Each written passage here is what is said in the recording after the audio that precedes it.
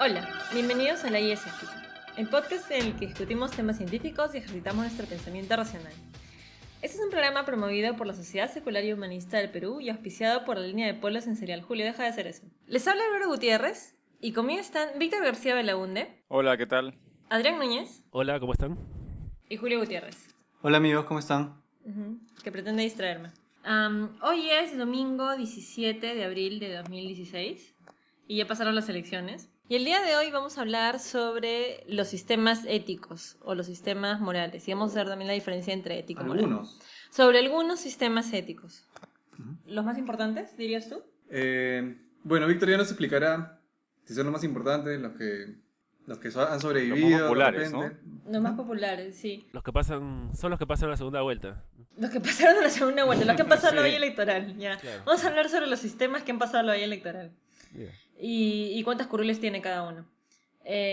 Bueno, primero quiero hacer la desambiguación entre ética y moral. Porque muchas veces eso es algo que la gente siempre discute o es una especie de tema cuando empiezas a hablar de ética y de moral, ¿no? ¿Cuál es la diferencia entre ética y moral? ¿O cuál es la importancia de la diferencia entre ética y moral? A ver, Víctor. Ya, a ver, mira, acá en el Perú les encanta ir a la etimología para explicar digamos, el origen de la palabra y también porque piensan que el origen tiene que ver con el concepto actual, ¿no? Y por lo menos la etimología, mira, o sea, ética viene de ethos, que significa costumbre en griego, y moral de moralis, que significa costumbre en latín, ¿no? Entonces prácticamente moralis es la traducción de ethos en latín, ¿no? Que es una lengua, bueno, que ya desapareció, ¿no? Obviamente, pero etimológicamente significa lo mismo, ¿no? Lo que pasa es que en el mundo anglosajón en general no hacen la diferencia entre ética y moral, ¿no? Puedes usar una o la otra, ¿no? Pero en el mundo hispánico, sobre todo en el Perú, en universidades como la Católica, por ejemplo, hay varios autores que defienden la diferencia, ¿no? Dicen que la ética tiene que ver con el estudio filosófico, con el estudio de principios universales, y la moral tiene que ver con lo que hace cada persona y cada cultura en determinado pueblo, ¿no? Entonces hay bastantes moralidades, si quieres, dependiendo de la cultura, y por un lado, y por otro lado también hay éticas universales, ¿no? Pero eso se puede ver también, o sea, tú puedes simplemente olvidarte de la diferencia entre ética y moral, tratarlos como sinónimos y hablar de una ética universalista y de una ética relativista, ¿no? Y la ética relativista es lo que se conoce como moral en el Perú, si quieres. Claro, ¿y tú dirías que ese es un debate innecesario o inútil? Es inútil, innecesario, es inerte, porque finalmente, o sea, para mí no se justifica que una profesión tenga un nombre distinto si se habla de la práctica o de la teoría, ¿no? O sea, la física no tiene un nombre distinto porque es física, o sea, hay física práctica y física teórica. Hay psicología teórica y psicología práctica, ¿no? Sería absurdo decir ya, ética es la parte teórica y moral es la parte práctica, ¿no? En realidad es el mismo objeto de estudio y todo objeto de estudio en ciencia o en filosofía o en cualquier rama tiene una parte teórica más especulativa y una parte más práctica, ¿no? Entonces, no, para mí no se justifica. Yo en mis clases, por lo menos, les explico el origen etimológico, les explico lo que piensa normalmente la gente en el Perú y les digo que es irrelevante hacer esta distinción y que vamos a estudiar o la ética o que es una rama de la filosofía. La ética también le pueden llamar, si quieren, filosofía moral, es lo mismo. Bueno, y en efectos prácticos, entonces, ¿qué es lo que significaría la ética ahora? ¿Qué es que deberíamos entender por sistemas éticos en este momento? ¿Qué es lo que busca? Ya, bueno, la ética es una, como les comenté, es una rama de la filosofía y también para personas como Sam Harris podría ser inclusive una rama de la ciencia, ¿no? Pero lo que estudia la ética es, intenta analizar los comportamientos de las personas y ver si son buenos comportamientos, si son correctos o incorrectos, ¿no? Bajo ciertos estándares, ¿no? Y también, o sea, depende de la ética, ¿no? En el caso de la ética de la virtud o del utilitarismo, esas éticas apuntan a la felicidad. Entonces uno busca distinguir entre lo bueno y lo malo y uno debería optar por lo correcto y alejarse de lo malo para llegar a ser feliz, para tener una vida placentera y completa, ¿no? En el caso de la deontología, simplemente porque es lo correcto y punto, ¿no? A pesar de que seas un infeliz. Tienes que hacer lo que es razonable, ¿no? Bueno, entonces, ¿cuáles serían, Víctor, los grandes sistemas éticos? Porque tú dijiste que, o por lo menos de los sistemas de los que vamos a tratar hoy día, de los sistemas que vamos a tratar hoy día son sistemas universalistas, ¿no? Exacto, ¿no? Entonces, si quieren, la primera gran distinción es entre teorías éticas eh, cognitivas y no cognitivas. Las teorías éticas cognitivas son las que admiten cierta racionalidad, ¿no? Como el utilitarismo, ¿no? Qué sé yo.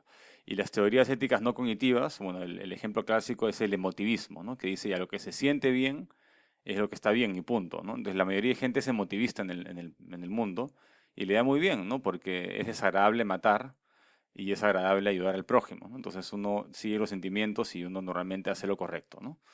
Este, pero no hay mucho que avanzar en ese tipo de ética, ¿no?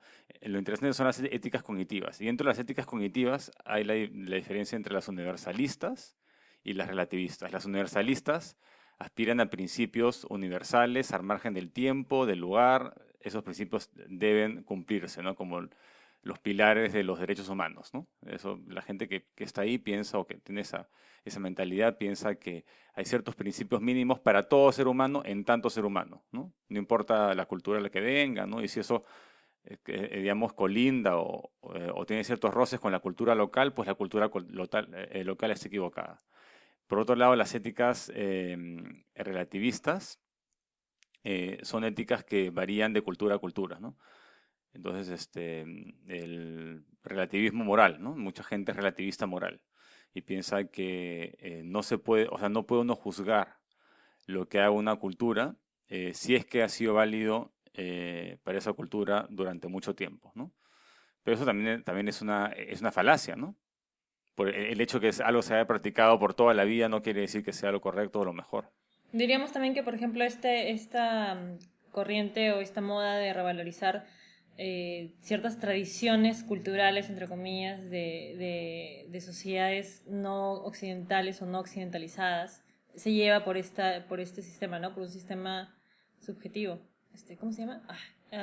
¿No dijiste? Relativista moral. Relativista moral. Ujú. La mayoría de gente es relativista No, moral. sí, pero eso sería llevarlo al extremo, ¿no? O sea, tratar de revalorar una cultura y a partir de ahí decir que esa cultura tiene una superioridad o es intocable, ya es un extremo, pero no teníamos por qué irnos hasta allá, ¿no? Tan lejos, digamos, ¿no? Claro, pero yo creo que hay debe haber personas que van, ¿no? Ah, claro, sí, sí, de todas maneras. Ujú.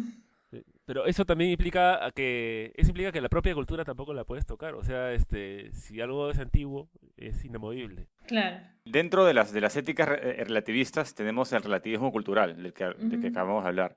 Y mucha gente es relativista cultural, ¿no? Es impresionante. Muchos, sobre todo personas muy educadas, ¿no? Y muy Ujú. viajadas, llegan a pensar que lo que se hace en cada cultura es válido para esa cultura. Y uno como occidental no puede juzgar a la cultura oriental o cualquier otra, ¿no? Y eso yo creo que es una exageración, porque hay cosas que las culturas hacen a todas luces que son malas, ¿no? Como la circuncisión femenina, por ejemplo, ¿no? Ujú. Pero en fin, entonces, y también está el subjetivismo moral, ¿no? Que dice que cada individuo tiene derecho a plantear sus propios valores y sus propias normas y no están constreñidos por la cultura, ¿no?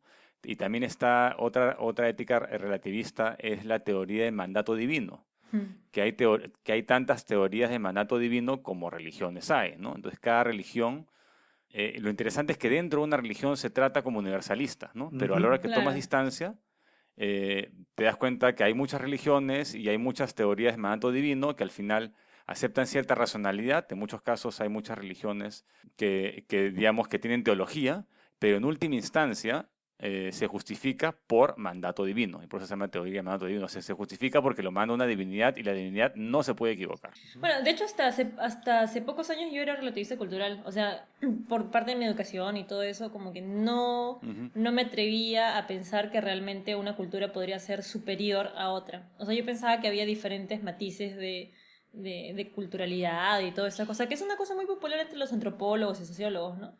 Y Claro. que decir que eres superior es una especie de arrogancia cultural. Pero ahora yo creo que ya acepté que sí se puede decir que una sociedad es superior a otra. sin que eso necesariamente Claro. indique que está siendo arrogante de manera cultural. Aunque una parte de mí, y lo admito, todavía siente que que podríamos estar podríamos estar equivocados, pero no sé. Está bien, podemos estar equivocados en muchas cosas, ¿no? Pero yo no dudo que puede ser muy conveniente mentir en sociedad y decir que no hay una cultura superior a otra para no caer mal, para establecer los vínculos entre las sociedades y los países. Igual que a una persona no le dices directamente que está gorda, ¿no? O sea, te quedas callado, ¿no? Eso está Qué bien mal, que así no te van estás, a ¿no? bajar de Entonces, paso. entonces, Pero eso. entonces, la hipocresía tiene un valor si quieres utilitarista, ¿no? Pero si quieres llegar a la verdad, o sea, te vas a dar cuenta que hay culturas que evidentemente están mejor que otras y la tienen más clara en temas morales, ¿no? Y son las que han adoptado un tipo de universalismo. Yo preferiría decir que los aspectos determinados de ciertas culturas son superiores a otros, ¿no?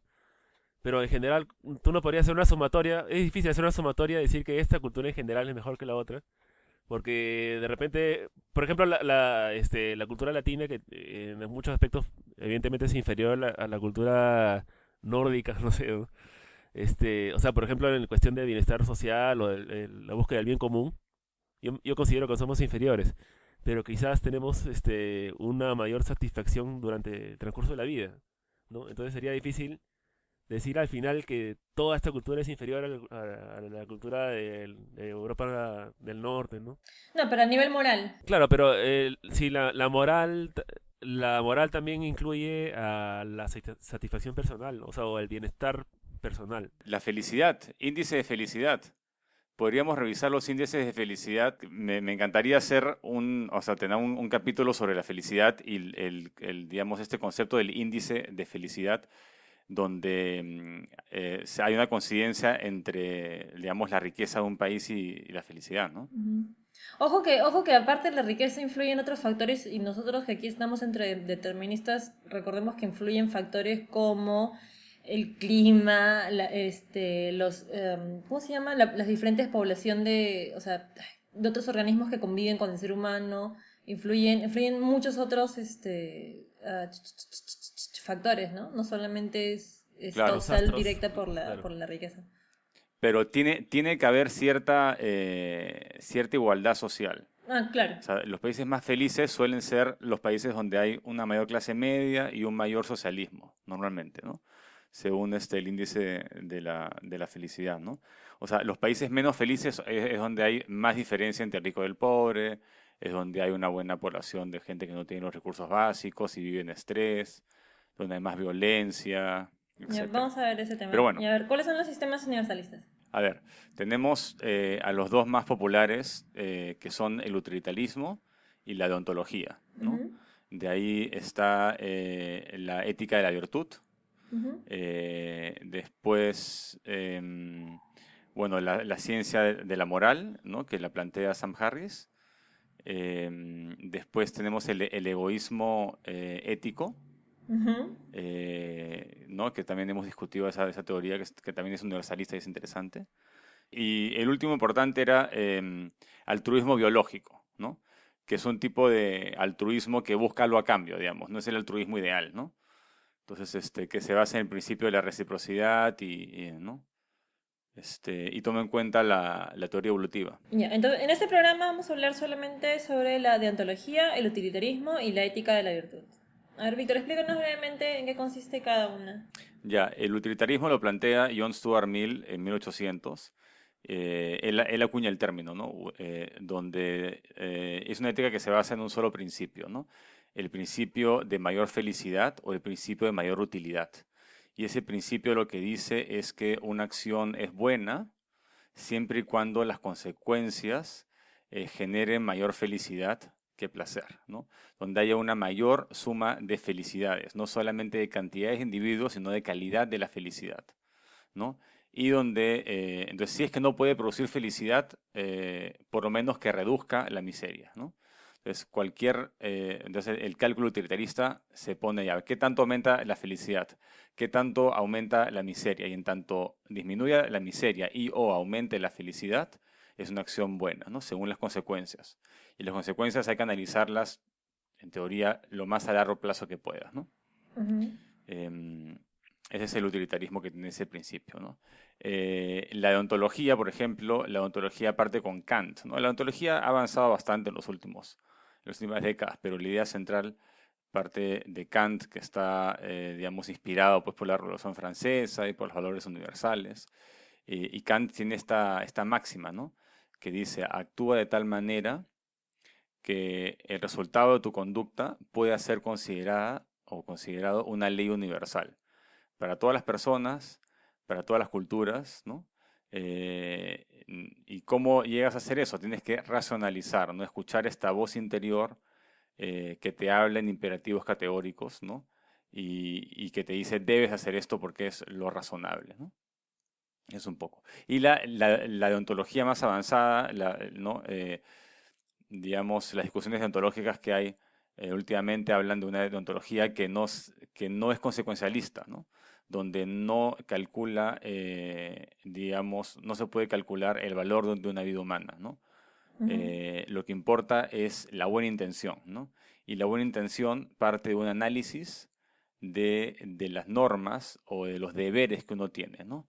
Y ese análisis consiste en poner los deberes más importantes primero e inclusive a veces sacrificar otros deberes que están más abajo en la lista. Entonces, para cada circunstancia uno tiene que hacer un análisis de deberes y ver cuál es prima facie, o sea, cuál va primero.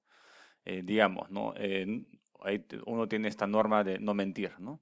Pero hay circunstancias en que si mientes para salvar la vida de otra persona, entonces sí se justifica, entonces violas esta norma de no mentir para respetar el principio de la vida, digamos, si quieres. ¿Y la ética de la virtud?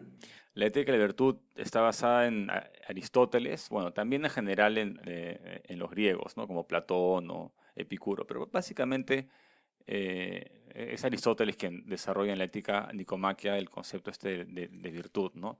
Y lo que plantea es que el fin último del hombre es la felicidad, ¿no? Y para alcanzar la felicidad uno tiene que vivir una vida virtuosa, uno tiene que hacer un análisis de las virtudes éticas y desarrollar las que pueda al máximo, ¿no? Una vida entera, una vida de practicar la moral, de intentar levantarse todos los días y ser más moral que el día anterior, ¿no? Es un saber práctico, ¿no? No sirve de nada ser teórico de la moral, ¿no? Entonces tiene que intentar ser moral constantemente, ¿no? Y para eso uno tiene que buscar el punto medio. Entonces la virtud es una especie de punto medio entre dos vicios, ¿no? Entonces digamos en la virtud de la valentía es el punto medio. Si uno es muy valiente, entonces peca por exceso y llega a ser temerario. Ese es un vicio, la temeridad es un vicio. Y si uno se queda corto en valentía, sería un cobarde, ¿no? Uno peca por defecto. Y eso también es un vicio, ser cobarde también es un vicio. Entonces de lo que se trata es ser valiente y a veces uno puede ir a un extremo o al otro en busca de esa valentía, ¿no? En busca de ese punto medio que dependerá de las circunstancias y dependerá también de cada uno, ¿no? Las circunstancias, por ejemplo, claro, si a ti te asaltan y eres una persona que no se puede defender mucho por alguna razón, pues te dejas asaltar. Pero si te asalta un niño con un cuchillo y eres cinturón negro en karate, entonces lo valiente es defenderte y movilizar al niño, ¿no? Entonces, digamos, el punto medio de la valentía depende de las circunstancias y depende de tus facultades también, ¿no? Entonces, al final no es una ética que sea eh, muy fácil de aplicar, ¿no? Por eso que ya por lo menos el mundo anglosajón, la ética de la virtud ha perdido terreno al costado de la ética utilitarista y la ética deontológica, que son las dos más importantes, digamos. Ahora, ¿cuáles son las bases reales para cada uno de estos sistemas universales? O sea, intentando ponerlo de la manera más científica posible, ¿cuál es la base observacional o experimental en las que se basan estos sistemas? Bueno, la ética universalista creo que sería la más científica, entre Ujú. comillas, ¿no? Porque uno podría tal vez llegar a tener una definición operacional de lo que es el placer y de la acumulación de tipos de placeres que lleven a una vida plena, ¿no? Que lleven al florecimiento. Si es que el placer es importante, ¿no? Entonces, en tanto que haya vida consciente, es importante que esa vida consciente tenga una mejor vida, ¿no? Y una mejor vida es una vida placentera, al costado, digamos, en comparación a una vida llena de dolor, ¿no? Entonces sí podría tal vez en el futuro medirse, ¿no? Ese tipo de placer. Pero en el caso, bueno, en el caso de Kant, ahora que lo pienso así, uno podría tal vez, la ética kantiana es una ética vulcana hasta cierto punto, ¿no? Donde no se toma en cuenta los sentimientos y donde el placer individual es irrelevante y lo que importa es hacer racionalmente lo que cuente a largo plazo, ¿no? Pero también, pero no tiene un fin, ¿no? Porque ¿cuál es el fin de la Ujú. ética de Kant? O sea, ¿cuál es el fin? Ser racional, pero ser racional ¿para qué, no? Yo creo que la ética utilitarista utiliza todo el aparato racional que necesita, pero tiene un fin, ¿no? Que es la felicidad. Y eso, bueno, a mí me gusta bastante, ¿no? Pero el problema de la ética utilitarista es que depende del cálculo de las consecuencias, porque si no calculas las consecuencias no puedes saber si incrementa o disminuye la felicidad. Pero en la práctica es muy difícil calcular las consecuencias de una decisión moral, ¿no? Entonces, ¿por qué es muy difícil calcularla? A veces es mejor fijarte en las intenciones de las personas y ver si es una buena intención, ¿no? Para Kant, una buena intención es lo que hace el acto moral bueno, no una consecuencia. Pero empezamos con el utilitarismo, por ejemplo. ¿Cuál sería la aplicación o cómo podríamos... No, espera, una pregunta primero. ¿Cómo saber por cuál de estas nos inclinamos? Claro, ¿cómo saber, yo que estoy escuchando el programa, Ajá. eh, qué es lo que utilizo más a menudo? Más a menudo soy deontológico, soy utilitarista. ¿Cómo me daría cuenta? Pucha, ¿estás pensando en las consecuencias de lo que haces todo el tiempo? ¿Cómo afectaría a esa persona con la que hablas y esa persona cómo afectaría a otras, etcétera, ¿no? O sea, el programa que tú insertas en el cerebro de una persona, que puede ser por hacer algo, ¿no? Por modelaje. Por modelaje puedes tú cambiar la conducta de los demás. Simplemente por ser de una manera u otra, puedes afectar el ambiente en el que vives y eso puede repercutir hacia otras cuestiones, ¿no? Uno puede analizar permanentemente, ¿no? ¿Cuál es la repercusión de mis actos? Entonces, ese tipo de razonamiento es el utilitarista, ¿no?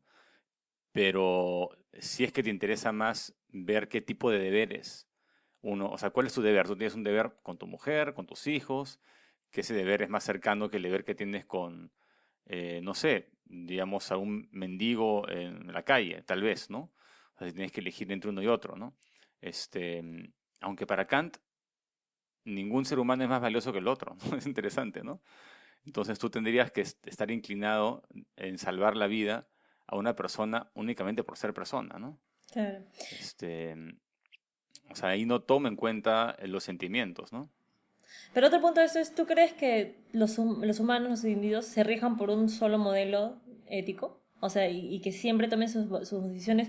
Y decisiones me refiero a decisiones importantes, difíciles, sobre las cuales uno de verdad piensa, ¿no? No decisiones en las que se toman prácticamente de manera mecánica.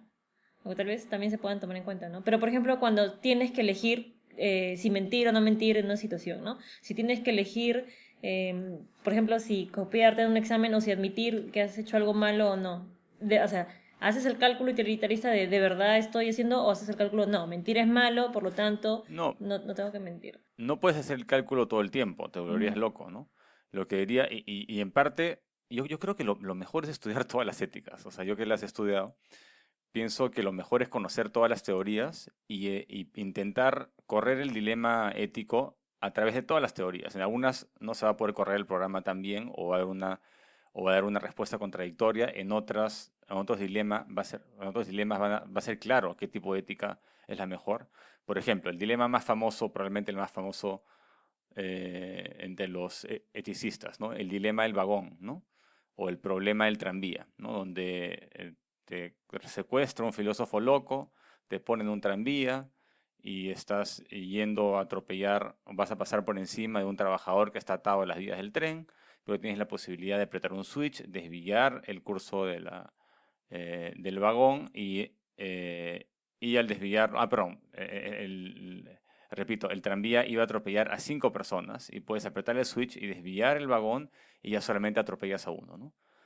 Solamente a una persona, un trabajador atrapado o amarrado a las vías del tren. Entonces tienes la opción entre no hacer nada y dejar que 5 personas mueran, porque al final uno podría decir que uno no es culpable de ese experimento, es el filósofo loco que te secuestró, ¿no? O podrías tú apretar el switch y desviar el vagón y tú intencionalmente, si quieres, matar a una sola persona, pero salvar a 5, ¿no? Entonces, en ese caso, el análisis de las intenciones puede ser complicado, porque ¿es tu intención matar a uno en realidad o es tu intención salvar a 5, ¿no? Ujú. En cambio, el cálculo de las consecuencias para el utilitarismo es clarísimo, ¿no? Es clarísimo que, en el caso del utilitarismo, que si las consecuencias son perfectamente medibles y como es un sistema extraordinario, como es un dilema extraordinario, uno tiene que asumir que no hay otra opción, A o B, ¿no? En este caso, como las consecuencias son perfectamente medibles, lo lógico es apretar el switch y matar a una sola persona para salvar a 5. ¿Por qué? Porque 5 personas, pues, que desaparecen generan dolor en 5 familias, en grupos de amigos, y se multiplica el dolor en el mundo y la miseria por 5, ¿no? Entonces mejor es apretar el switch y matar a uno. ¿Por qué? Porque para el utilitarismo es irrelevante si uno deja morir o mata, es irrelevante. Lo que importa es, digamos, que aumente la felicidad o en Mm. todo caso que no haya tanta miseria. Igual que en el caso de la eutanasia. En el caso de la eutanasia el utilitarismo es clarísimo. O sea, si es que la vida importa en tanto que hay posibilidad de sentir placer en ella. La vida puede perder su importancia o puede adquirir una importancia negativa si únicamente va a estar llena de miseria y dolor, ¿no? Entonces tiene todo el sentido del mundo que tú te quites la vida antes de experimentar la peor miseria de tu vida y quedarte si quieres o cortar tu vida en el momento que ya dejó de valer la pena para ti, ¿no? Víctor, Este, Víctor, y según, regresando antes de salir del problema del vagón, ¿cómo se resolvería ese problema desde la ética de la virtud? mira, no habría manera. ¿Te suicidas? Pucha, no he comenzado a analizarlo por la ética de la virtud, pero yo creo que ese dilema está calibrado para la ética utilitarista. Claro, pero ¿qué pasa si tú eres un firme creyente en la ética de la virtud y te encuentras en ese problema? ¿Qué es lo consecuente dado que tienes esta ética y que planteas esta ética universalista? O sea, si es una ética universalista, planteas que todos deberíamos de alguna manera adoptarla, ¿no? O que es la que se debería tomar en cuenta. Entonces, si te presentaras con un dilema así, ¿cuál sería la Aristóteles solución? hubiera apretado el switch, con toda seguridad. Eso sí lo tengo, o sea, casi seguro, ¿no? Lo que pasa es que Aristóteles no hace ningún cálculo utilitarista, pero Aristóteles en parte es la base del utilitarismo. ¿Por qué? Porque es una ética de la felicidad. O sea, ambas éticas, la ética de la virtud y el utilitarismo, tienen mucho en común. Prácticamente la única diferencia es que el utilitarismo se manda a hacer el cálculo utilitarista de las consecuencias. Pero Aristóteles también habla de las consecuencias, ¿no? Y habla de lo importante que es utilizar la razón para minimizar las malas consecuencias, ¿no? Mira, ahí tocas otro punto que quiero tocarlo, no sé si será bueno ahorita más adelante, y es el hacer lo que dices, ¿no? O sea, una cosa es tener un sistema ético, promulgar un sistema ético, y otra cosa es vivir tu vida de acuerdo al sistema que promulgas. Porque si al fin y al cabo estás promulgando un sistema ético, ¿no? Cualquier persona que lo haga, ¿qué tan importante es que realmente esa persona lleve su vida de acuerdo y consecuentemente al sistema ético? Ya que estamos en el utilitarismo, por ejemplo, un gran, qué sé yo, el más famoso contemporáneo utilitarista, Peter Singer, procura llevar su vida y vivir su vida de acuerdo a su sistema ético, ¿no? De acuerdo, cumple sus propios parámetros, sus propios, ¿cómo se dice?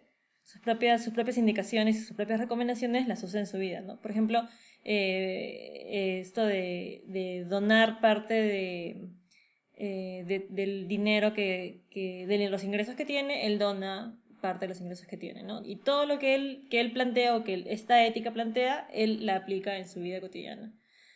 Que a su vez es una especie de virtud, ¿no? Sí, ¿cuánto dona la guía escéptica a la causa ética? El 100% pues, de lo que gana, ¿no? Sí, sí, La, sí. la guía escéptica dona el 100% de lo que gana. Es más, muchas No, veces... yo creo que sí, donamos y potenciamos las mentes de Sí. las personas. Eso es más E importante que incluso, cualquier e dinero incluso, tangible. claro, incluso donamos el 100% más algo que no es un porcentaje, ¿no? Mm,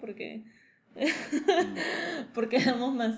Pero mi punto es ese, claro. ¿no? No hay pérdida. Claro.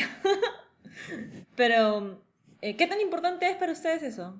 Que, por ejemplo, dijiste ya, yo te pregunté qué pasaría, qué haría un sujeto que promulga la ética de la virtud en ese sistema.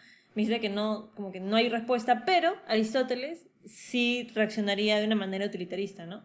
Ujú. Pero de alguna manera eso ya lo convertiría a él en utilitarista. Entonces, si yo digo que yo soy deontológica, pero mis acciones son utilitaristas, si yo digo que soy utilitarista, pero mis acciones son de otro tipo.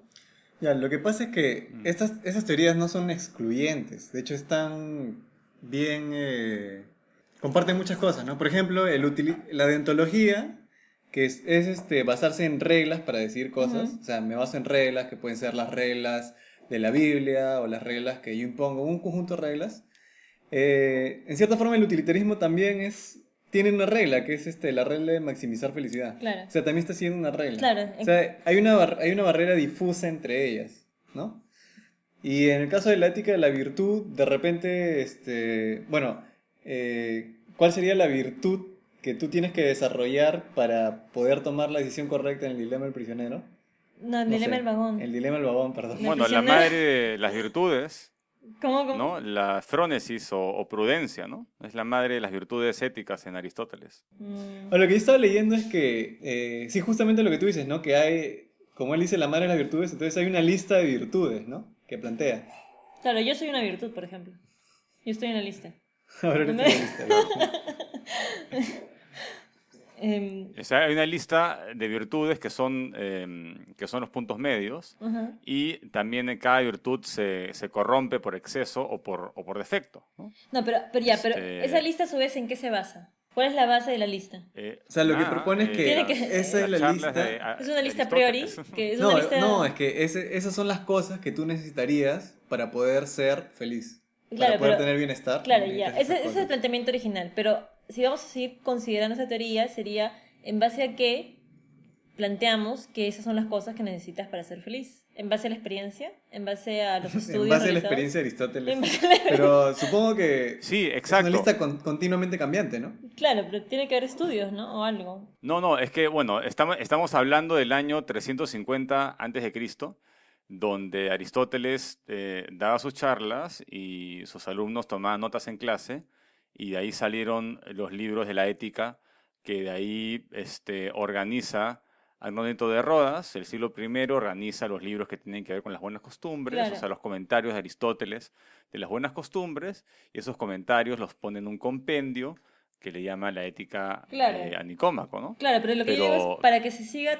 para que podamos seguir hablando de ella y no solamente nos refiramos a ella como algo histórico. O sea, si quisiéramos todavía tomarla en cuenta, tendríamos que corroborarla, Ujú, ujú. tendríamos que contrastarla. sí, mira, yo lo veo como una buena novela de consejos de cómo ser feliz en el mundo occidental, por lo menos, ¿no?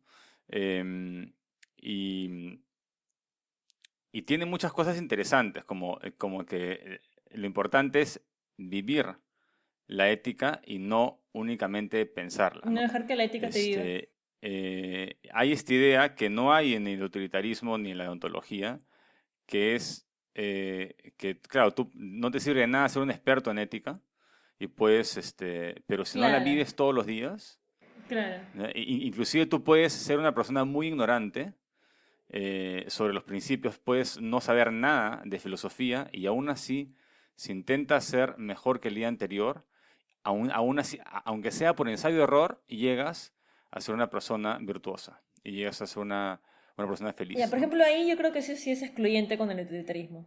¿Por qué? Porque el utilitarismo se basa en precisamente ver los resultados. Tú puedes creer que estás siendo una persona virtuosa, pero no lo está haciendo. Y si Ujú. y el resultado es negativo, pues es completamente excluyente con el utilitarismo. Yo Claro, creo que entre el tú utilitarismo y la puedes creer- deontología... No creo, Aurora. No creo, porque tú puedes ser utilitarista, o sea, sin reflexión, o sea, simplemente siendo una persona buena, las consecuencias de lo que haces son buenas porque eres una persona buena y no has analizado nada, ¿no? No, Entonces, pero de puede esa ser el caso manera de que no lo seas. coincide con el cálculo utilitarista, sin tú ser utilitarista. Claro, pero mi punto es que basta que haya un caso en el que se contradiga, o sea, basta que exista, o sea, no necesariamente lo incluye y no necesariamente lo considera, entonces basta que estés completamente equivocado respecto a tus valores, o basta que tengas una especie de cuestión cerebral o que te haga sentir o lo que sea, y ya, o sea, los resultados de tus acciones ya no van a ser buenas para la sociedad, ni van a Ya, maximizar vamos a felicidad. hacer esto. ¿Cómo sería una persona que cree que es utilitarista, pero en verdad no es utilitarista? Chifres. ¿Cómo sería? Mm. No está calculando... Que no está calculando, o sea, porque no está calculando bien o porque no puede calcular bien. Porque, como dijo Víctor al principio, hay cosas, o sea, Claro, ¿dónde fallaría eso? Ya, cuando hace un cálculo a corto plazo y no se fija en las ahí consecuencias está, a largo no plazo. se podría hacer. Yo también tengo otra, Eh, que no se fija en las consecuencias de su estado interior también. ¿Qué significa eso? Que solo se fija en consecuencias exteriores, pero no se fija, o sea, Maximizar felicidad para afuera, de otros. claro, digamos que puede maximizar proxies de felicidad, pero no Ah. felicidad en sí. O sea, se equivoca en la hora de maximizar. No en los cálculos, sino en lo que tiene que Dame un maximizar. ejemplo práctico porque no... Sí, eso es cierto, Julio. Por ejemplo, em, cuando tú piensas que comer tortas te produce placer, y si te Ah, produce placer es bueno, entonces puedes comer un montón de tortas. ya, Claro. ya. Y es fácil Ya entendí. malinterpretar el utilitarismo y pensar que una vida plena es una vida de un cerdo, ¿no? Que come, toma, se reproduce y ya está. Esa es una vida plena, ¿no? Entonces, John Stuart Mill, digamos, en la primera parte del utilitarismo se preocupa por desmentir, digamos, a unas ideas que malinterpretan el utilitarismo, ¿no? Y dice, en una parte dice, es mejor ser un Sócrates insatisfecho que un cerdo satisfecho, ¿no? Como diciendo, digamos, hay mucha gente que se siente muy bien porque llena su vaso, pero es un vaso pequeño. Mejor es tener un vaso más grande, o sea, mejor es ser un ser humano completo y poder experimentar una gama de placeres y dolores, y claro, y maximizar los placeres, minimizar los dolores. Así no llenes todo el vaso, ¿no? Obviamente, si eres un cerdo es más fácil o sea, que un cerdo tenga una vida feliz porque requiere solamente los placeres básicos. En cambio, un ser humano requiere placeres más elevados. Y la felicidad consiste en la búsqueda de la satisfacción, dando como prioridad los más elevados, ¿no? Obviamente hay placer en los placeres, entre comillas, bajos. Hay placer en la comida, en el sexo. O sea, hay que también buscar placeres básicos, pero no centrarse en los placeres básicos y pensar que los placeres básicos van a dar una felicidad plena, una felicidad humana, ¿no? Sino que te vas a quedar una felicidad de cerdo. No tenemos nada en contra de los cerdos. ¿Qué pasa con el rol de la empatía? ¿Qué tan importante es realmente la empatía? Porque tú puedes hacer un cálculo utilitarista y de hecho muchas veces la empatía más obstaculiza que favorece un cálculo utilitarista, ¿no? Porque si tú ves un bebé bonito versus 5 personas adultas, 5 hombres feos y fornidos o que se pueden valer por sí mismos, tu empatía puede llevarte a querer salvar al bebé solamente porque es más bonito y es más tierno y lo que sea. Pero un cálculo utilitarista tal vez debería tener que llevarte a saber que vas a maximizar la felicidad de la sociedad si es que salvas a las personas o a aquellos que no te causan empatía. Entonces, muchas veces la empatía podría ser considerada como un obstáculo en esos casos. Yo creo que en el futuro tal vez hay una especie, o sea, podrían, yo creo que esto se va a entender cuando se, digamos, pueda descifrar cada conexión del cerebro y darle sentido a los mapas cerebrales y todo, y poder recrear esto en un androide, ¿no? Un androide tendría que tener un programa moral, ¿no? Un programa que yo creo que debe tener ambas cosas, o sea, debería tener un programa deontológico y uno utilitarista, y que compitan entre sí y que de acuerdo al dilema en cuestión utilice más un programa o el otro, ¿no? Si Ah, puede confidentemente calcular las consecuencias de sus actos y a largo plazo pues opta por un utilitarista, pero si no, tiene que seguir ciertas reglas, ¿no? No matar, salvar la vida de alguien, etcétera. pero mi pregunta es, ¿cuál crees tú que es el rol de la empatía? Porque mucha gente siempre apela a eso, ¿no? Apela a la empatía del ser humano, ¿no? Que no te da pena los niños en tal lugar, que no te dan pena. Y de hecho eso también es un poquito falaz, porque el ser humano no puede sentir tanta pena. O sea, te da pena un niño, te da un poquito más de pena 2 niños, te da un poquito más de pena 10 niños, pero 10.000 niños no hacen una diferencia. Si de 10.000 niños pasas a 15.000 niños, tu cerebro no ve absolutamente ninguna diferencia. No te puede dar tanta pena, o sea, 10.000 niños no te dan 10.000 veces más pena que un niño, porque tu cerebro simplemente no puede sentir esa pena incrementada exponencialmente. Pero, utilitaristamente, sí puedes hacer el cálculo de que la muerte de 10.000 niños es peor que la muerte de un niño. O sea, la empatía te puede hacer que veas la realidad de manera distinta porque te comprometes emocionalmente y puedes darle una moneda a un mendigo y por ahí que no la va a aprovechar bien, ¿no? Entonces hay que tener, en vez de empatía, que es ponerse en los zapatos del otro, tener simpatía, ¿no? O poder, o sea, poder sincronizar emocionalmente con el otro, pero manteniendo tu distancia. O sea, no ponerte en los zapatos del otro, no hacer, o sea, no sentir como si fueras el otro, simplemente poder entender sus emociones, pero sin comprometerte Ujú, emocionalmente y tomarle una decisión puramente racional, ¿no? ujú. Para el bien del otro y, bueno, el bien en general de la sociedad, ¿no? Entonces ahí hay la diferencia entre simpatía y empatía. Entonces la simpatía es importante para el cálculo utilitarista, pero la empatía sí te puede desviar del objeto, ¿no? Puede hacer que por sentirte, ¿no? Por sentirte emocionado, mates a alguien, ¿no? Mm. O ayudes a alguien que no merece de verdad la ayuda o que no la va a aprovechar. Pero, entonces tú dirías que una sociedad sin empatía sería mejor que una sociedad con empatía. Chan, chan. O sea, claro, según Stuart Mill, lo ideal sería o sea, tomar decisiones racionales, pero procesando también las emociones, pero donde la razón tiene digamos, primar. Igual Ujú, en Aristóteles, ¿no? Hay que ser consciente de este flujo de emociones, o lo que se llama el pathos, ¿no? De todo este flujo de emociones, pero decidir con el logos, o sea, decidir con la razón. La razón es como si fuera el timón del carro, ¿no? O sea, con el timón no llegas a ninguna parte, pero con el timón te diriges. Y lo que te da el impulso es el motor o las emociones, ¿no? Entonces, las emociones tienen que ser canalizadas por la razón, o sea, porque al final uno hace las cosas por emociones, no por razón. Pero la razón te dirige, ¿no? Para que llegues a donde quieras llegar y des al blanco, ¿no? Porque es muy fácil tener una vida miserable, ¿no? Lo que es difícil es tener una vida virtuosa, ¿no? Y feliz. sí, bueno, yo aquí quiero plantear que, claro, es una especie de falso dilema también, Adrián, porque no es que o una sociedad con empatía o una sociedad sin empatía, ¿no? Yo, de hecho, no estoy en contra de que la gente tenga empatía. La cuestión es, como dijo Víctor, no debes dejar que la empatía sea quien tome las decisiones. Y muy al margen de eso, también puede ser que la empatía en sí misma sea generadora de felicidad. O sea, puede ser que una persona con más empatía puede ser más feliz porque puede sentir la felicidad de otras personas, ¿no? Y tal vez eso lo genere más felicidad y en general produzca más felicidad para la sociedad. Que si fuésemos utilitaristas sería algo que nos convendría o algo que favoreceríamos el crecimiento del índice de felicidad global. Pero yo no estoy segura.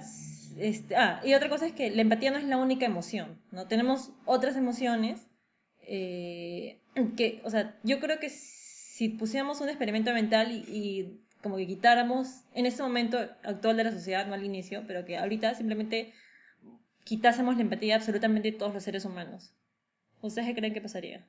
O sea, ¿creen que nos empezaríamos a matar los unos a otros o algo así? ¿O que empezaríamos a romper normas morales? No, yo creo que primero que todos nos volveríamos fujimoristas, ¿no? Este,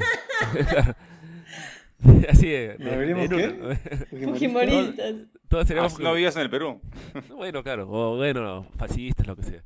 Pero en general yo creo que sí sería terrible, ¿no? O sea, si tú no tienes esa consideración visceral, digamos, irracional o automática por personas que no conoces, o sea, casi no tendrías ningún freno para hacerles daño, ¿no? Pero, Adriana, ahí estás lindando mucho con el argumento de los religiosos de si no tuvieras los valores religiosos, no tendrías ninguna brújula, guía moral para... O sea, es como estás Ya, pensando que toda yo, nuestra yo lo moralidad se estoy, basa yo lo digo solamente en un desde el punto de sentimiento de empatía. vista, no, yo estoy hablando desde el punto de vista evolutivo, ¿no? O sea, Claro, pero por eso, yo digo no, no en la historia del ser humano, por eso mi ejemplo de pensamiento fue, ¿qué tal si ahora, en este estado de las cosas, ya habiendo evolucionado, habiendo pasado por todos los estados de la evolución de la sociedad, pero ahora, ahorita, en este momento, nos quitamos la empatía? No hace 1000 años, no en el paleolítico, no cuando empezamos a ser Sí, yo homínidos, creo que nos sino sería ahorita. mejor. Ahorita. O sea, ya evolucionamos, ya tenemos esta sociedad compleja, ya nuestra interrelación ya no se basa en raptar a la hembra más cercana para tener hijos, sino ya tenemos una sociedad establecida con vínculos más complejos que los originales. ya. ¿Y qué pasa si ahorita quitamos la empatía? Pero dejamos la empatía histórica. O sea, históricamente la empatía nos ha servido, pero ahorita mismo la quitamos. No creo que nos Ya, o volvamos sea, folcloristas todos. ¿tú crees que en ese momento la gente toma decisiones en base a razonamiento? No, o sea, este, en realidad todas las decisiones que tomamos en general son automáticas. O sea, es por gusto darle vueltas Claro, al pero, asunto. O sea, no, nadie claro, tiene capacidad para nada en realidad elevado, ¿no?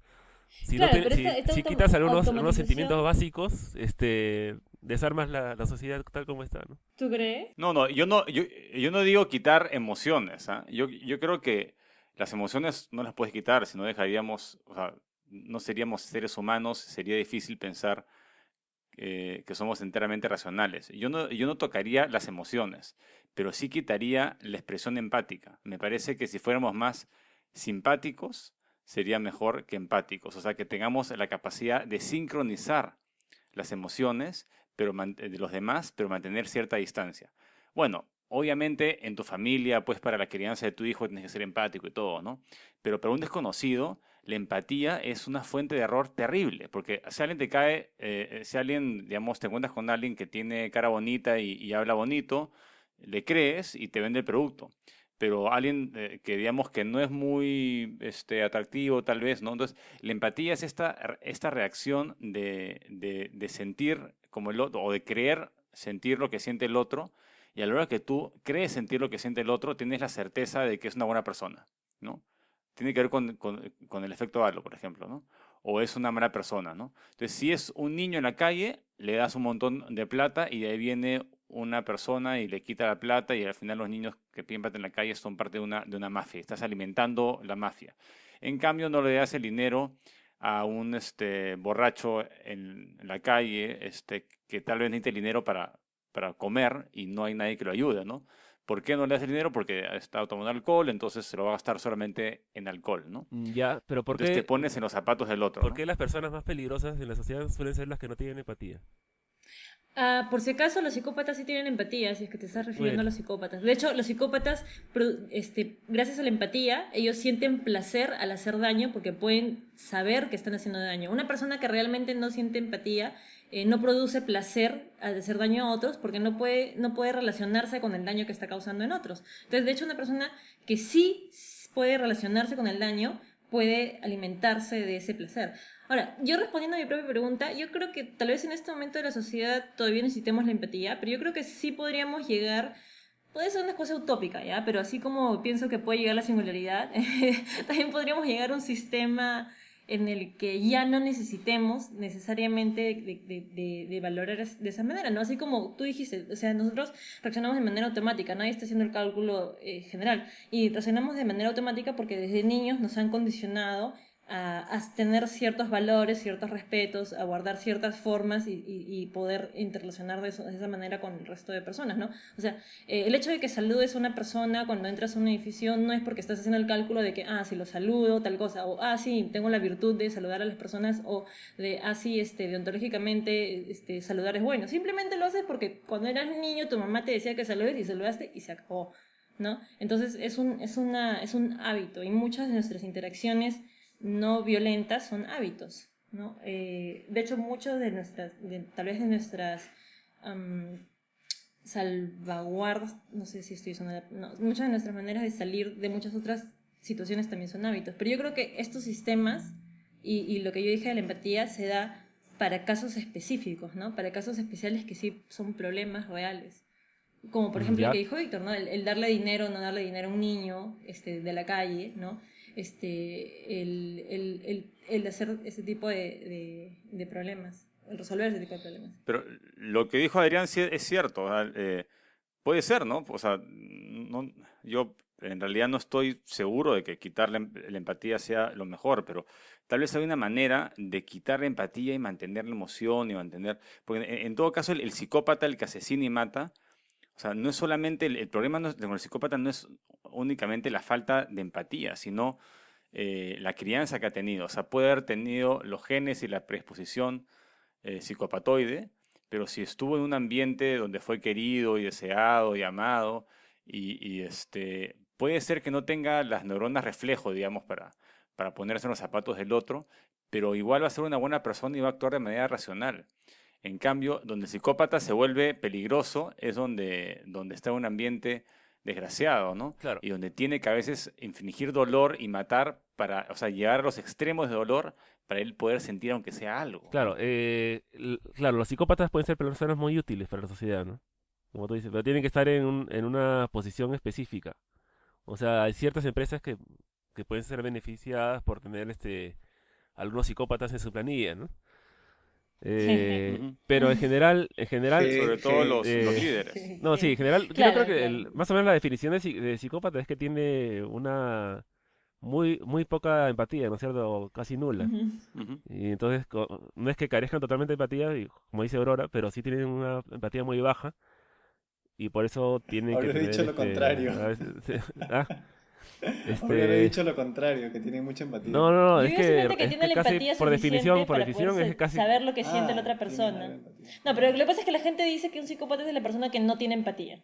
Pero si no tuviera empatía, no podría relacionar, ya lo dije, no podría relacionarse, no podría sentir placer, no podría saber que está causando dolor. no, tiene Y eso empatía es casi todo el nula, chiste. Ya, ¿no? pero O sea, sí. Claro. pongámonos en el otro extremo, ya. Imagínense una persona que tiene 3000% de empatía, o sea, que siente todo lo que sienten todos los demás. Entonces, estaría todo el tiempo haciendo cosas incorrectas. Claro. O sea, no podría pensar. No podría tomar distancia y decir, ya, a ver, o sea, ya, esto es lo que siento, pero ya, paremos de sentir. Ahora hago el cálculo utilitarista o hago el cálculo de la imperativo categórico en Kant, ¿no?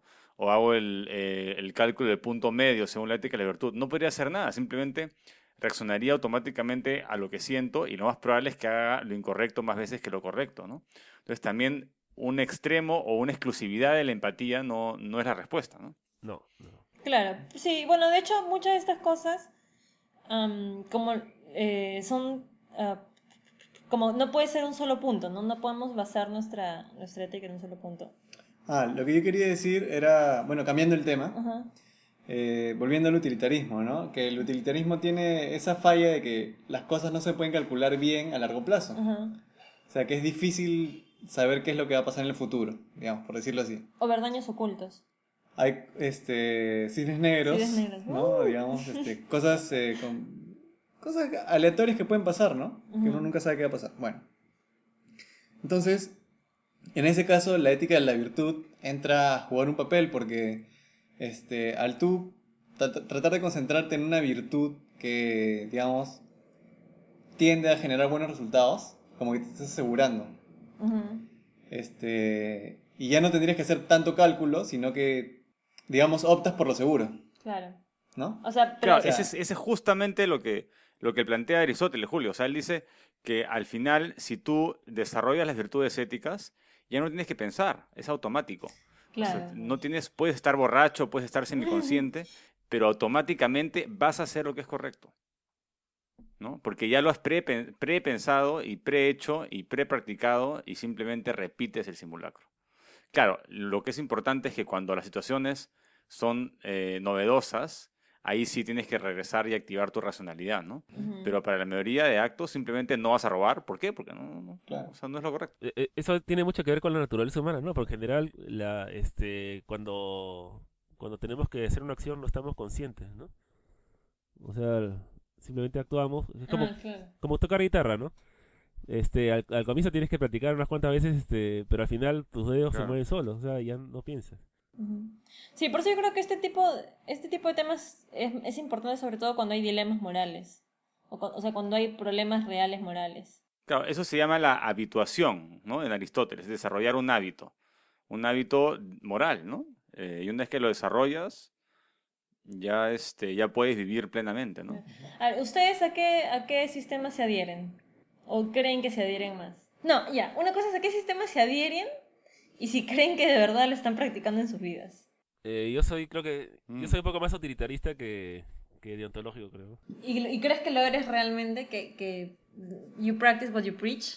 ¿Crees No, que o sea, realmente actúas de esa manera en tu vida? yo creo que me he dado cuenta de eso pensando cosas pasadas, o sea, cosas que he hecho, ¿no? Normalmente no repito mis normas, o sea, a veces actúo de una manera, a veces de otra. Entonces, y eso no estaría, digamos, no encajaría muy bien en una especie de ontología, ¿no? Ujú. ¿Tú, Víctor? Pucha, yo utilizo todas, pero priorizo el utilitarismo O sea, comienzo por el utilitarismo. Siempre comienzo por el principio de utilidad, ¿no? Este, y pienso, o sea, no pienso todo, ¿no? Pero cuando quiero detenerme a pensar, utilizo el utilitarismo primero, y de ahí si no corre bien porque con el utilitarismo paso a la deontología, Ujú. pero para todos los días creo que Aristóteles. Eres una De que virtud. siga esa, claro, de que siga las éticas, mira, yo creo que hago lo que puedo, ¿no? Hago lo que puedo. Y cuando he hecho algo malo, normalmente me doy cuenta, ¿no? Intento corregirlo. Te azotas con silicio. Claro. ¿Qué está diciendo? Ah, ya. Que antes no había pensado en esto, Ujú. entonces, para nuestros escuchas que tampoco han pensado en esto, tenían un sistema implícito de que no tengo sistema, ¿no? Ujú. De no tener un sistema también es como un sistema, porque haces lo que quieres y no te das cuenta Ya, ¿y no crees es que una tenías ventaja. eso Pero, es virtud porque tenías valores no, religiosos como no, creo que no. cristianos? Ya. O de repente era un poco ahí está, de repente en ese momento era deontológico, puede ser. Pero Ujú. después que escuché del utilitarismo, me volví utilitarista. Pero de un tiempo creo que el utilitarismo está difícil porque funciona en cosas donde tú puedes predecir bien, Ujú. pero falla en cosas que no puedes predecir bien. Y entonces ahí me parece que es mejor la ética de la virtud. La ética de la virtud. Sí. Ah. O sea, Yo no y haría tiene mucho que ver de con el la budismo virtud. también, pues, ¿no? El budismo como que... O sea, básicamente dice, tienes que hacer esto, esto, esto y seguir unas reglas morales y te va a ir bien. Digamos que suena deontológico ahora que lo digo, ¿no? Sí, Ah, a mí yo se me una hace vez más me puse a ontológico. pensar específicamente sobre el caso de la mentira Ajá. y me parece que sobre la mentira es más conveniente aplicar una ética deontológica. O sea, ya de frente no No mentir, mentir. ¿no? Incluso sin pensar mucho en las consecuencias, ¿no? Porque a largo plazo, nunca puedes saber, pero a largo plazo tiende a ser mejor que haya sido honesto, ¿no? Aunque sea un poco feo al comienzo. Claro, pero de todo, pero claro, en general, pero va a haber cierto, tú que tienes hijas, ¿no? Va a haber ciertos momentos Ay, pero en los por que hay favor. problemas. ¿Por qué me dices ahí, No, por no, favor? sí, sí, sí, pero no, no vas a decir que los nazis están buscando a tus hijas. Y que... Ah, y que tienes que mentir para... Claro, tienes que mentir. Claro, pues sí, pero... Claro que Oye, sí. pero no hablan esa broma porque Adrián, tú no eres judío, sí. Ah, claro. Depende, ¿no?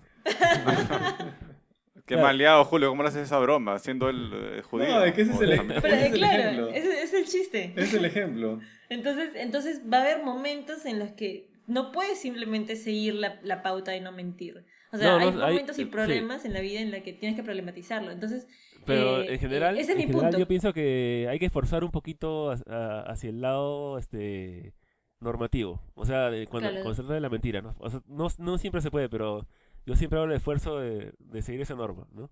cuando sigues el noble octuple sendero. Sí, Pero yo creo que yo por estoy de eso... acuerdo, ¿ah? Las normas, mejor es seguir ciertas normas y, digamos, en casos donde sea claro que puede haber una consecuencia muy negativa, si sigues la norma, entonces aplicas el utilitarismo, ¿no? Claro, Como en el caso de que mentir le salvas la vida a alguien, ¿no? Y sabes, claro, pero esas típicas mentiras blancas que la gente dice todo el día no convienen, pues, porque tú no sabes cómo dará vueltas en tantos años y puede ser que le cause daño a una persona o a varias personas, ¿no? no, pero en general, ya ese es el punto de vista utilitarista, pero desde el punto de vista de la virtud o incluso deontológica, no es que no mientas para evitar el daño, es que no mientes porque desde el punto de vista de la virtud, ya no he leído mucho sobre la ética de la virtud, pero es una virtud no mentir. O sea, tú eres más moral en sí mismo solamente por el hecho de no mentir, No, haya o no haya daño. no. ¿Por qué no? Eres más feliz. Eres más feliz, pues. Claro. Claro, O sea, es ya un pues. poquito utilitarista también. Ah, ya, porque estás implementando la felicidad. O sea, si no fueses más feliz, No, pero no es una virtud. ¿por qué? Porque las virtudes es lo que tú necesitas para ser feliz. Pero eso ya quedamos en que es una definición que no ha sido corroborada por la realidad.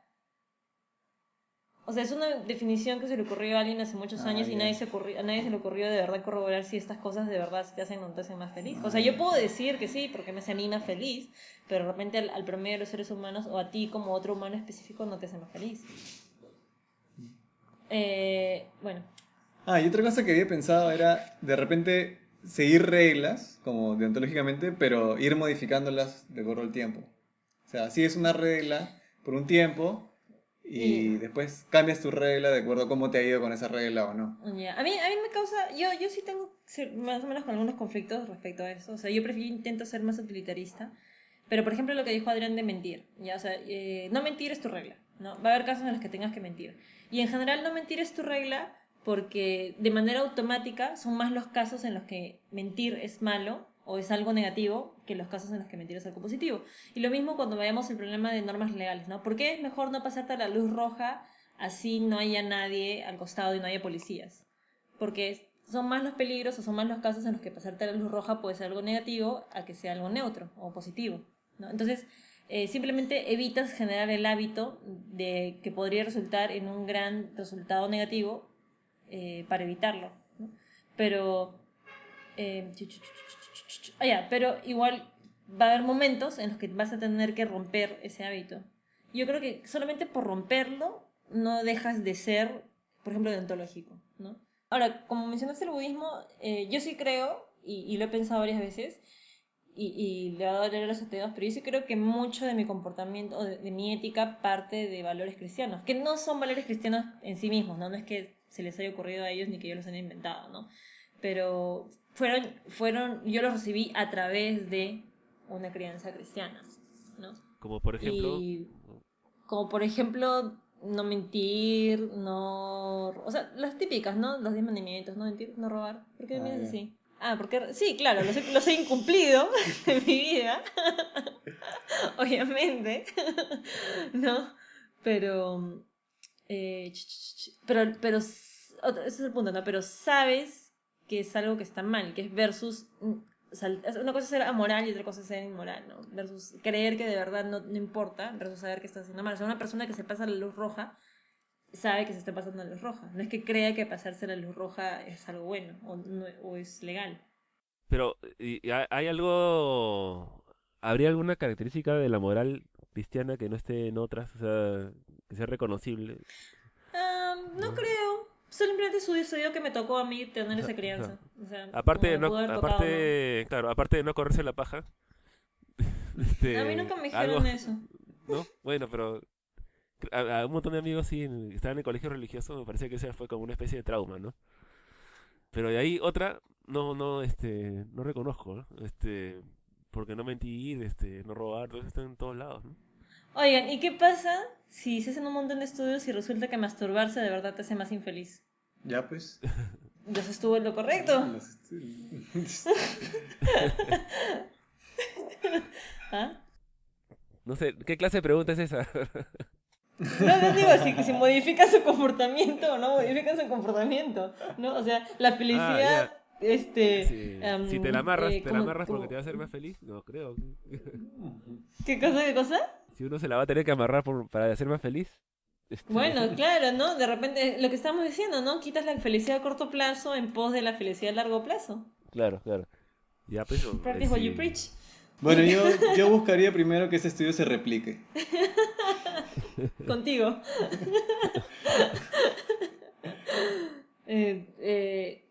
Sí. Ñam, ñam. Pensamientos Bueno, finales. consideraciones. Sí. Consideraciones finales. Pero este no es un problema, por si acaso este no es un problema normativo, ¿ah? O sea, yo creo que no estamos intentando decirle a la gente cómo se debe comportar, No. ¿verdad? Yo creo que solo pensar en eso Sí. ya es. ¿Ya es qué? Es bueno. Es bueno. Sí, como que. Me olvidé de preguntar si podíamos hablar de cosas bueno o malo respecto a si incrementa o no incrementa la felicidad. O sea, tendría que ser siempre relativo. Como que si hay una moral universal, tiene que haber un bueno y un malo universales. Ah, ya. Sí, o sea, más bien yo lo vería como que si es que existe el bien o el mal en la naturaleza, ¿no? O sea, si objetivamente existe algo bueno o algo malo en la naturaleza. Y yo creo que sí, claro, sí, sí. O sea, me parece que se puede considerar de esa manera, ¿no? Y sí, o sea, pero dado un contexto. O sea, en cierto contexto tal cosa es bueno y en cierto Claro. contexto tal cosa es malo. Sí, Ya. sí, claro. Sí, supongo que sí. Ahí creo que entra a tallar lo que estaba mencionando Víctor de Sam Harris, ¿no? De la mezcla entre ciencia y De moral, ciencia ¿no? de la Porque moral. Sam Harris habla del paisaje Sí, moral. de poder cuantificar el bienestar, ¿no? Y a partir de ahí, como es cuantificable, entonces tú puedes desarrollar una ciencia que se encargue de estudiarla, ¿no? Y tiene, bueno, tiene bastantes defensores, solamente que Sam Harris, no es filósofo, o por lo menos, Ujú. No no es es un académico. Es filósofo, académico. Él sí se considera filósofo. claro, no, sí, claro, pero me refiero, es antes que nada, neurocientífico y divulgador, ¿no? Ujú. Pero hay filósofos más académicos que también, o sea, están de acuerdo con esa idea y han sido un poco más rigurosos, ¿no? En sus planteamientos. Ujú. Creo que alguien que ha sido más riguroso que Sam Harris ha sido Richard Carrier. Richard Carrier ha criticado también a Sam Harris y a Michael Shermer, que también sigue esa misma línea, pero justamente por no haber sido suficientemente rigurosos al plantear la idea, ¿no? Bueno, para terminar, ¿ustedes creen que su existencia aumenta el índice de felicidad de la sociedad? Mi existencia, Mira, sí, aumenta el Sí, índice de mi de felicidad. felicidad. No, claro. Pero de felicidad global, o sociedad, o de tu pequeña comunidad. Yo sí, yo creo que por lo menos eso es lo que yo intento, ¿no? O sea, hay una, no sé si vieron que hace como un par de años, un grupo de humanistas sacaron una especie como unos nuevos 10 mandamientos, ¿no? Los 10 mandamientos del humanismo, que fue como una votación a nivel mundial, ¿no? Escogieron de todo lo que la gente proponía, escogieron 10. Y uno de esos o sea, siempre se me quedó grabado, que es trata de dejar el mundo mejor de lo que lo encontraste, ¿no? Me parece que es solamente viviendo con esa idea, me parece que uno puede ser un índice o algo para mejorar el bienestar general de la sociedad, ¿no? Aunque ahí el problema sería que si yo soy una relativista moral, para mí el mundo mejor tal vez es un poquito más caótico, ¿no? Un poquito más inestable, tal vez. Y para mí lo considero que es mejor. Y estaría cumpliendo con el mandato humanista. Como que llego, ¿no? Rompo un par de carros, ¿no? Quemo un par de semáforos y lo estoy dejando mejor. Bueno, Julio, ¿tú crees que... bueno, eso es lo que dicen The Art of Charm. Ah, cierto, no. Siempre leave everything and everyone better than you thought. Sí, incluido las personas, ¿no? Sí. Bueno, Bueno, tú... trato de por lo menos no hacer daño. Ese es Ajá. eso. Y si doy, supongo que sí, ¿no? No sé, de Bueno, no repente hacer alguien- daño desde un punto de vista utilitarista supongo que ya es positivo. Porque Supongo, podrías estar haciendo daño claro. y evitas hacerlo. Y, O sea, podrías estar pateando a niños en la calle y no lo haces. ¿Y qué le doy a la sociedad? No sé qué le doy a la sociedad. Ley escéptica. Pero ley escéptica, supongo. Con Si negocio. la guía escéptica, no sabemos, de repente la guía escéptica en verdad no causa felicidad. Es cierto, De- es cierto. Tal no vez sé qué le dirán estamos los causando escuchas. miseria. Claro, Ya, ¿tú crees que dejas el mundo? Entonces, no sabes si dejas el mundo mejor que como lo encontraste. claro, no sé. ¿Querrías? ¿Querrías que fuese así? Sí, sí. Interesante. Es raro porque eso de, por ejemplo, de vas y rompes la luna de un carro. Yay. Ya, en verdad esa persona está bien, ¿no? O sea, no le pasó nada. No, pues. Se Pero rompió la es luna el, del es el carro, mundo. pero va a tener se va a estresar, ¿no? Digamos, eso es lo que le va a Claro, pasar. sí, de hecho vas a generar Deja de infelicidad, sí. Yo creo que eso es lo que pasa ahora, ¿no? Que en verdad no hay un nivel de... Digamos, lo peor que se genera es estrés, más que nada, ¿no? Generarle estrés a... Porque estamos en esta sociedad occidental, Sí. claro, y en la ciudad, Sí, en la ciudad. claro, porque hay otros lados sí tendrías peligro. Justo hablando de esas cosas y de si dejas el mundo mejor que como lo encontraste, estoy viendo la segunda temporada de Daredevil y me está cayendo muy mal, ya me caía muy mal al principio porque claro, es un héroe católico que tiene valores católicos, entonces evita matar, ¿no? Evita hacer daño a quien no lo merece, como muchos otros superhéroes, pero el punto es si de verdad está dejando las cosas mejor que como las encontró. O sea, si el evitar hacer daño o hacerte en un principio que firme, de verdad es evitar hacer, perdón, de verdad es dejar las cosas mejor que como las encontraste porque de repente le está dejando peor. De repente el querer dejar las cosas mejor puede llevar a querer dejarlas peor, lo cual es un cálculo utilitarista. O sea, Sí, yo por eso a veces creo que solo me tengo que preocupar por mí. preocúpate, No, preocúpate por aumentar tu propio índice de felicidad. Sí. Sí. Bueno, ¿algo más? ¿No? ¿Algún modelito? ¿No? Adrián, ¿algo más? No, nada más. Oye, ¿estás resfriado con tos? ¿Estás con catarro o algo? ¿Estás haciendo mucho? Sí, sí, estoy recontra mal. Ah, ya, Estoy bueno. con una infección respiratoria. Ah, sí. Bueno, a mí ya me tocó. Ya me tocó el resfriado del año. Bueno, así concluye el episodio 61 de la guía escéptica. No me acuerdo nada. Búsquenos en Facebook, en iTunes, en Evox, en la página web. www.guiaescéptica.org. Y... Ah, sí, ya me acordé que les iba a decir. Que el martes, aunque este programa va a salir después, ¿no? Pero ya salió la nueva temporada de La Manzana Prohibida en YouTube. ¿La Manzana Prohibida está en el canal de la Sociedad Secular o está en su propio canal? Está no, en el canal de YouTube de la Sociedad Secular, sí. De la Sociedad Secular, sí. Va a salir entonces Sí, en el canal de YouTube de la Sociedad Secular y Humanista del Perú. Y eso es todo. Ya. Y sean felices. Ujú. Y que todos los seres sean felices. Ujú. Y sí, menos... y coman. Ahí Y los coman- veganos, ¿qué cosa dice? Coman perdicibel. Perdicibel, claro. Tú sabes que cuando hacen un plato que se parece a algo como a pollo, se llama pollo bel, pavo bel. Entonces, Claro. Perdiz, Sí, sí. perdizbel. Perdizbel. Perdizbel, sí. Ya, eso es todo. Ya, nos vemos. Chao. Chao. Chao. Chao, nos vemos. Cuídense. Justo la esposa vi que decía que los hamburguesas son un fallo para que... Ya, Julio, Ya, lo Julio, pregúntale cuánto hay. ¿Cuánto hay? ¿Cuánto hay? Ya, ¿cuánto Claro. hay? O sea, utilitarista, No, hay que pero ser Julio, ya utilitarista. ¿Cuánto vale la virtud? Hay que sacar un ¿Cuánto provecho vale la de esto. virtud de Víctor? Sí. La virtud. Este- Tú sabes que eso significa otra cosa, ¿no? Sí. Ya. Bueno,